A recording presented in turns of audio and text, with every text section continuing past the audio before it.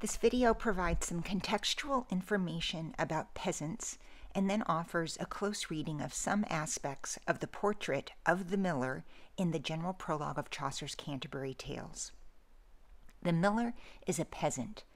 Let's recall how peasants officially fit into the medieval social order according to the idea of the three estates. The first estate consists of the religious leaders, the clergy. The second consists of secular leaders, the aristocracy. Peasants are members of the third estate. They are the ruled. We can create some binaries to understand the received view of peasants in Chaucer's culture. If you haven't already, jot these down. They are absolutely crucial. Think of them both vertically and horizontally. That is, looking at them vertically, these binaries suggest how, from a medieval perspective, peasants are meant to be ruled by their king in the same way that the body is governed by the head, a knight controls his horse, and humans control animals. Read horizontally, they also suggest how peasants had less access to full humanity in terms of these received ideas. Peasants are aligned with, intrinsically connected to, the body and with animals. The body is a bad thing here. It is subordinated to the head, the seat of reason. The idea that peasants were intrinsically connected to animals and the body authorized their control by aristocratic and religious leaders. The subjugation of peasants was also authorized by the idea that it was providentially ordained, that is, something that God intended. The servile state of peasants was linked to the fall, to the ejection of Adam and Eve from paradise to a life in which they had to work the land. While the ideal peasant happily accepted their lot, the bad peasant rebelled. The bad peasant rejected their servile position. Millers were icons of rebellion. They were associated with the primary moment of rebellion in the 14th century, the 1381 revolt. Now let's look at the miller's portrait in the general prologue to the Canterbury Tales. I'm going to read it, but if you haven't done so already, please pause the video and try reading and translating these first lines of the portrait yourself. The miller was a stout carl for the nonnes. Full big he was of brown, and eke of bones. That proved well, for over all there he come. At Rastlinge he would alway the ram. He was short-shouldered, broad, a thick knara. There nas no door that he nold have of hara, or break it at a running with his head. Now that you have read and translated these lines, pause the video again and mark or jot down what seems important. Then analyze this passage in terms of the context I provided you with regarding attitudes toward medieval peasants. We immediately are asked by Chaucer to understand the miller and value him in terms of his body. Not only does Chaucer say that he is a stout carl, but he goes on to elaborate, referring to his large muscles and bones. On one level, this move supports stereotypes about peasants. It may seem derogatory.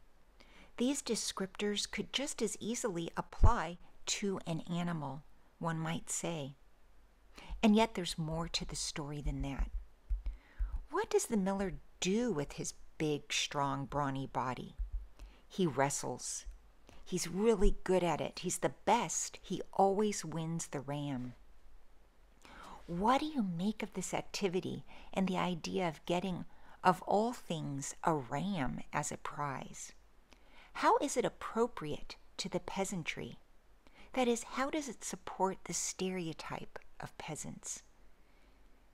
Conversely, how do these lines complicate things?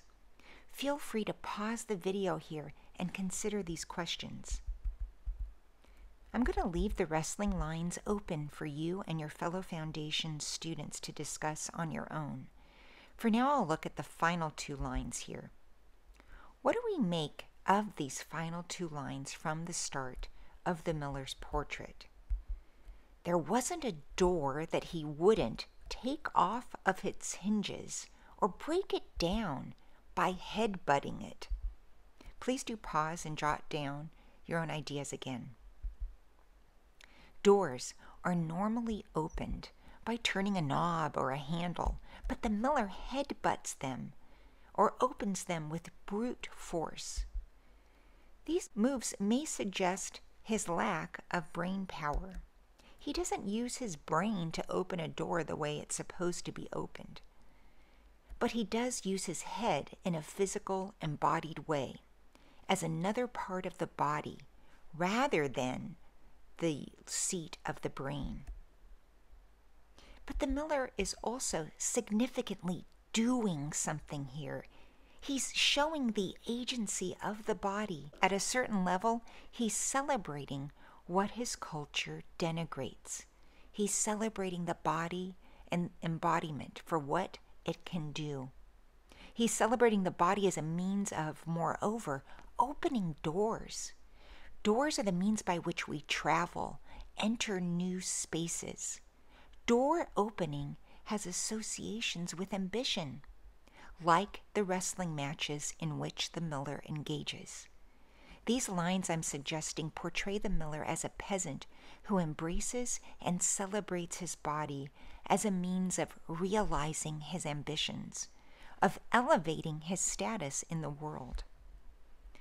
I'm going to end my close reading by jumping down to the final two lines of the Miller's portrait. A Bagpipe well could he blewe and sune, and therewithal he bratus ut of tune. Pause the video again and translate these lines. The sheer fact that the Miller is playing a musical instrument is huge here. This detail amplifies his ambitions. Peasants were stereotyped as animalistic and subhuman, but our Miller plays the bagpipes. He produces music. He is associated with art and culture. Art is a primary indicator of what separates humans from animals.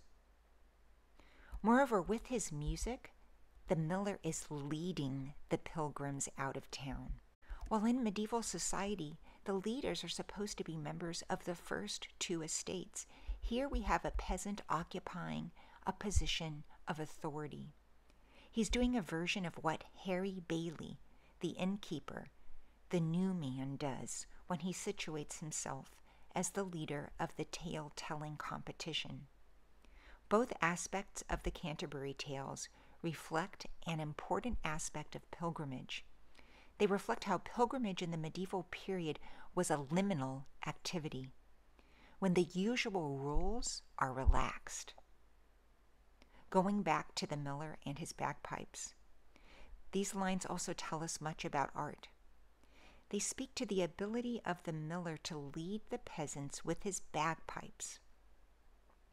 They speak to how art forms, here music, can be used to solicit consent from others, and how art can serve as a strategy for reshaping the world. The Miller inverts the usual social order. He puts himself over the rest of the Canterbury pilgrims, including figures like a knight and several nuns, by playing music. We might ask ourselves how Chaucer is doing something similar through his own art, that is, through the Canterbury Tales.